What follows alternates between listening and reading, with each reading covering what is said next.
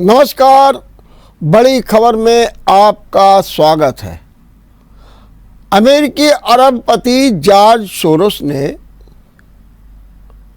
भारत पर एक विवादित बयान दे दिया और इस बयान को लेकर के न केवल भारतीय जनता पार्टी वरन कांग्रेस भी गुस्से में आ गई और कहा यह तो सीधे सीधे मोदी पर हमला है, ये तो सीधे सीधे हमारी जो व्यवस्था है उस पर हमला है, ये तो सीधे सीधे हमारे मामलों में दखलंदाजी है। कौन होता है कोई हमारी लोकतांत्रिक व्यवस्था, हमारे संविधान जिसके अनुसार हम काम कर रहे हैं उस पर टिप्पणी करने का किसको अधिकार है। जॉर्ज सोरोस ने एक कार्यशाला में कहा और उन्होंने मोदी पर निशाना साधते हुए कहा कि अडानी का मामला बड़ा गंभीर है और इसका जवाब तो मोदी को देना चाहिए, बल्कि उन संस्थाओं निवेशकों को भी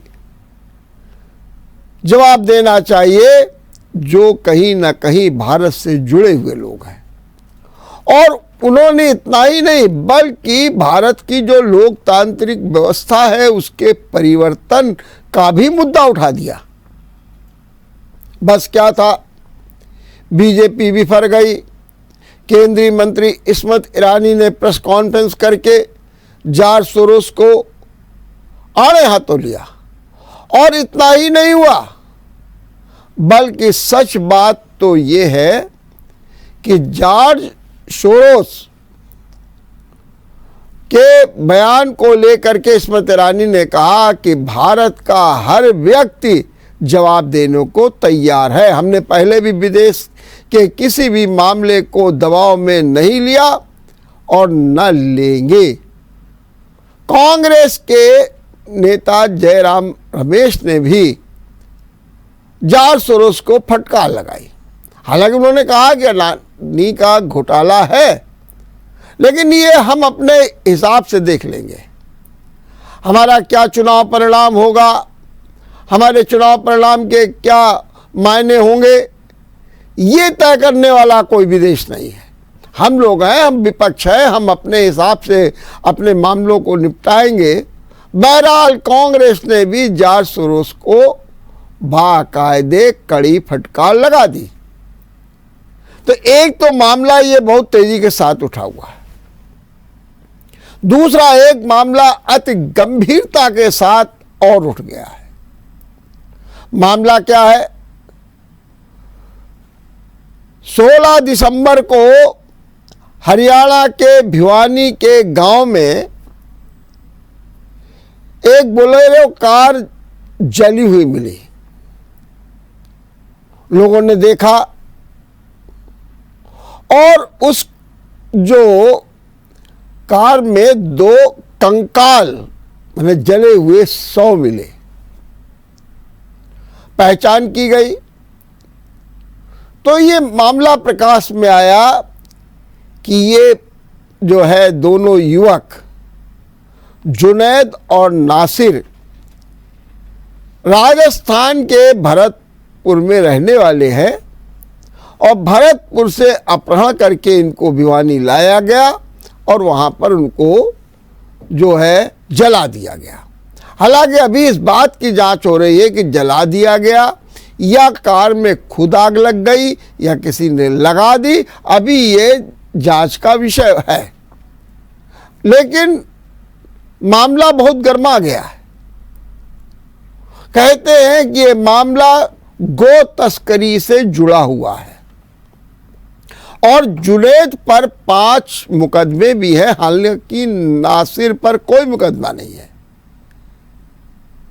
और आरोप ये लगा है कि बजरंग दल के नेताओं ने, जिनमें एक नाम प्रमुख रूप से है मोनू मानेसर, और उसके साथियों ने जुनैद और नासिर को जलाया है।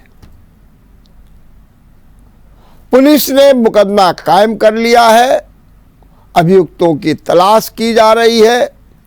हालांकि बजरंग दल, विश्व हिंदू परिषद और भाजपा ने बिल्कुल एक सिरे से ये नकार दिया कि बजरंग दल के लोगों ने गो तस्करी के कारण ये हत्या की है। उनका ये तक कहना है कि अभी तो ये जांच का विषय है कि जो मारने वाले हैं कौन थे, गोरक्षक थे या नहीं थे। और इस तरीके से किसी भी संस्था को बदनाम करना अच्छा नहीं है। बल्कि एक वीडियो भी वायरल हुआ जो मोनू मानेसर का है, वो भी कह रहा है कि मुझे गलत फंसाया गया है, मेरा नाम गलत लिया जा रहा है। उसने भी वीडियो वायरल करके अपनी सफाई दे दी। बजरंग दल ने सफाई दी, लेकिन ओवैसी ने बाकायदे गुस्सा जताया और ये बताने की कोशिश की कि किस तरीके से अपहरण करके हत्या की गई। हालांकि विश्व हिंदू परिषद ने अशोक गहलोत सरकार को भी घेरे में ले लिया, कहा उन्हें माफी मांगनी चाहिए। इतनी बड़ी घटना फतेहपुर से अपहरण करके ले जाई गई, क्या करती रही पुलिस, सरकार क्या कर रही है, शासन क्या कर रहा है। लेकिन ये भी कहा गया कि इसके लिए गहलोत सरकार को माफी मांगनी चाहिए। इसी बीच एक और खबर आ गई। सेलेक्टर, चीफ सेलेक्टर बीसीसीआई माने भारतीय क्रिकेट कंट्रोल बोर्ड के मुख्य चयनकर्ता चेतन शर्मा ने इस्तीफा दे दिया। अभी 7 जनवरी 2023 को ही चेतन शर्मा को दोबारा सिलेक्टर नियुक्त किया गया था और 40 दिन भी नहीं पूरे हुए कि उन्हें इस्तीफा देना पड़ गया। उनका इस्तीफा सचिव जय शाह ने स्वीकार भी कर लिया है। माने चेतन शाह भारतीय क्रिकेट कंट्रोल बोर्ड से बिल्कुल हट गए हैं। कहते हैं कि कल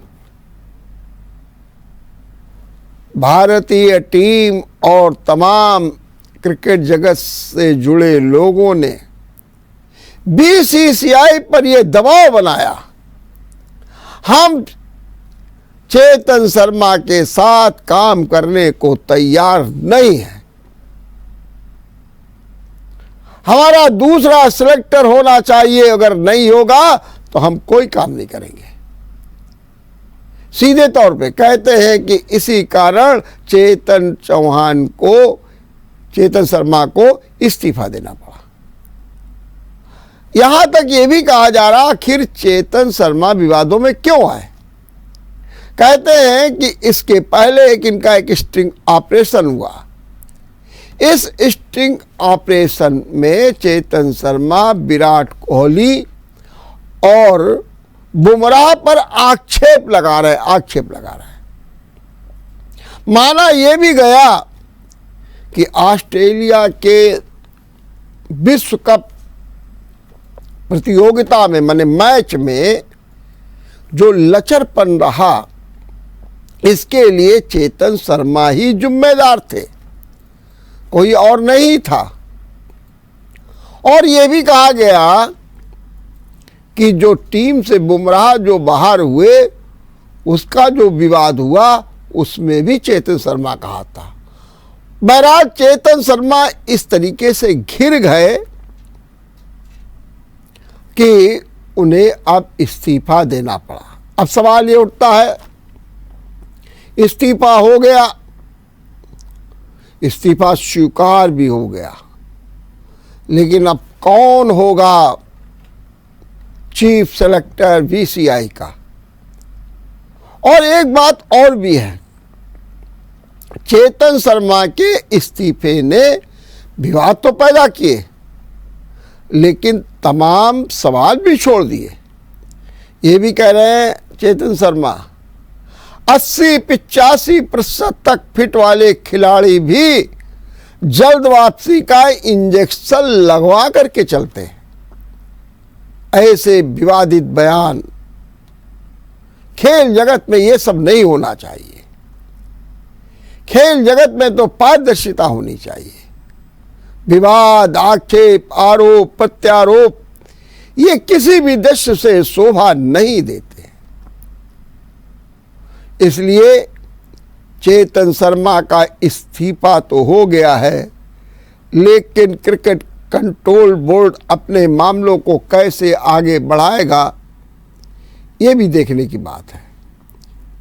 एक दूसरी खबर, राजनीति। उत्तर प्रदेश समाजवादी पार्टी ने अपने नेताओं, कार्यकर्ताओं, प्रवक्ताओं और जो टीवी चैनल में बैठने वाले पैनलिस्ट हैं सपा के, उनको कड़ी हिदायत दे दी है कि देखिए, आप लोग धार्मिक मुद्दों पर और सांप्रदायिक मुद्दों पर जरा भी बयानबाजी नहीं करेंगे।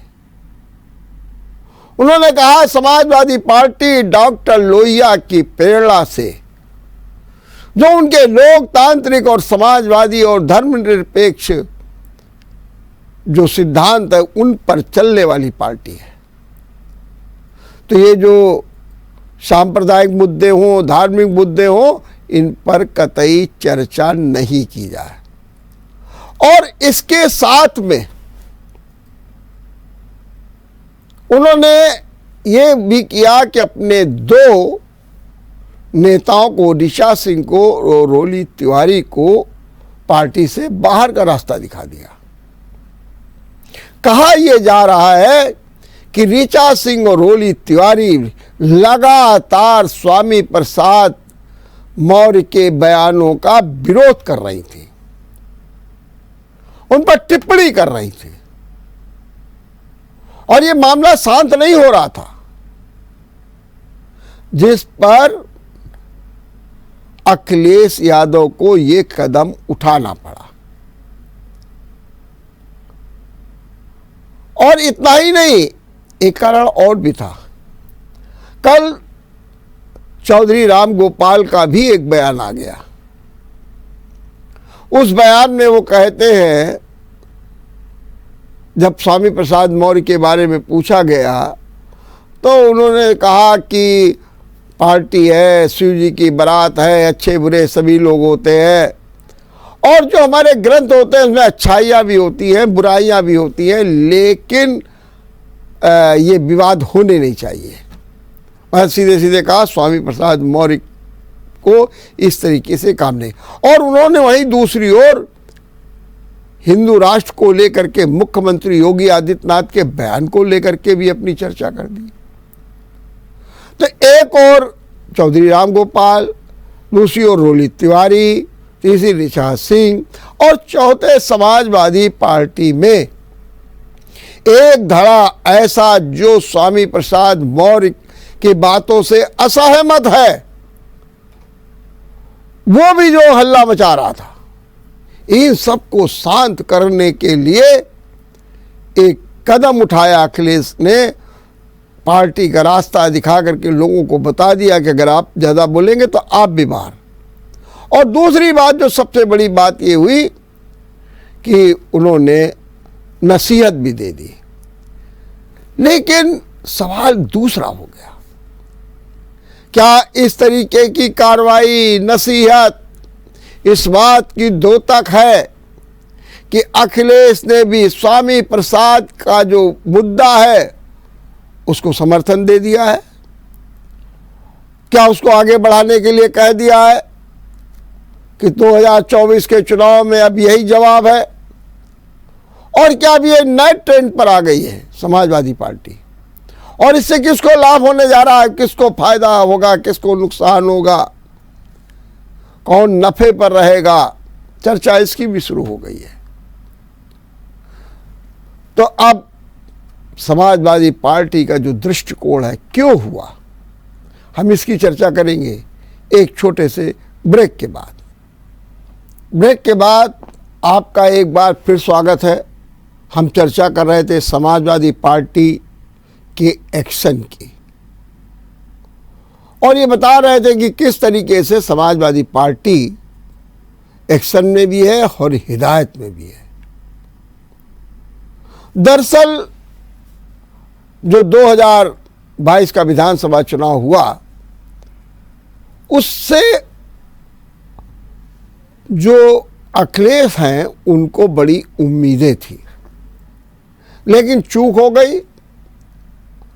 योगी सरकार फिर आ गई, लेकिन जो वोटों का फासला रहा वो 8% का था। 2024 का चुनाव हो रहा है। अखिलेश ये चाहते हैं कि किसी तरीके से हमारे वोट में 6% का भी इजाफा हो जाए तो हमारा काम हो जाएगा। उस 6% के लिए उन्होंने मशक्कत करना शुरू कर दी है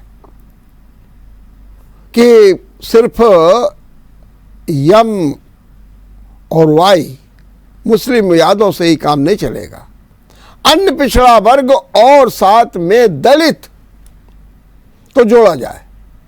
इसीलिए उन्होंने शूद्र पॉलिटिक्स कर दी है कि शूद्र कौन होता है, स्वामी प्रसाद मौर्य की बातों को लेकर के। तो एक तरीके से देखा जाए तो पॉलिटिक्स ही है। दूसरा, उनको एक और लग रहा है, कुछ माहौल भी ठीक हो रहा है। अभी एक सर्वे आया सी वोटर का और इंडिया टुडे का। इस सर्वे में कहा गया कि मोदी के जो मुद्दे हैं, राम मंदिर और धारा 370 को हटाना, ये दोनों ही मुद्दे अब कमजोर पड़ गए हैं। अगर देखा जाए तो 12% लोग ही इन मुद्दों की चर्चा करते हैं। 12% मंदिर की और 14% धारा 370 की। और अगर ये आंकड़े कुल मिलाकर के देखे जाए तो 2019 में चुनाव हुआ था उसके मुकाबले मोदी को 55 सीटों का घाटा होता हुआ दिख रहा है। आगे क्या स्थिति बनेगी, कैसे राजनीति हो रही है। और निश्चित रूप से ये बात तो सही है कि राजनीति तो बहुत ही गहरी हो रही। जो ये अमेरिका के जो अरबपति हैं, खाम हमारे बारे में क्या बोलने की जरूरत थी, लेकिन जब आप इनकी पृष्ठभूमि देखें तो कहीं ना कहीं ये लगता है कि सब विरोधी हैं, मोदी विरोधी है। तो उससे भी उत्साहित है अखिलेश, लेकिन कितने सफल होंगे ये तो देखने की बात है। लेकिन आज मायावती ने नुकाव चुनाव को लेकर के और जो मुख्यमंत्री योगी आदित्यनाथ ने हिंदू राष्ट्र की बात कही है उस पर गहरी आपत्ति की। उन्होंने कहा ये चुनाव स्वार्थ की राजनीति के लिए घातक है। हिंदू राष्ट्र कहना, हिंदू राष्ट्र कहने इसलिए कहा जा रहा है ताकि जो बेरोजगारी, जो कानून व्यवस्था है, जो महंगाई है, जो लोगों को प्रताड़ित किया जा रहा है, परेशान किया जा रहा, उन मुद्दों से ध्यान हटाने के लिए हिंदू राष्ट्र की बात की जा रही है। और कह रहे ये जो हिंदू राष्ट्र की बात है कहना, वो निश्चित रूप से बड़ी घातक है हमारी व्यवस्था के लिए, हमारे लोकतंत्र के लिए, हमारे जो सिस्टम हमने बना रखा उसके लिए, हमारे संविधान में जो नीति बातें दी गई हैं उनके लिए। तो मायावती भी बोल गई। अब क्योंकि निकाय चुनाव आ गए हैं तो निकाय चुनाव की गर्माहट भी शुरू हो गई है। देखते रहिए बड़ी खबर। नमस्कार। अगर आपको हमारा वीडियो पसंद आया हो तो हमें लाइक करें, सब्सक्राइब करें और ज्यादा से ज्यादा शेयर करें। और हाँ, बेल आइकॉन दबाना ना भूलें ताकि हर खबर का अपडेट आप तक पहुंचे तुरंत। आप हमें इंस्टा, ट्विटर और फेसबुक पर भी फॉलो कर सकते हैं। हमारी आईडी है @JMT News।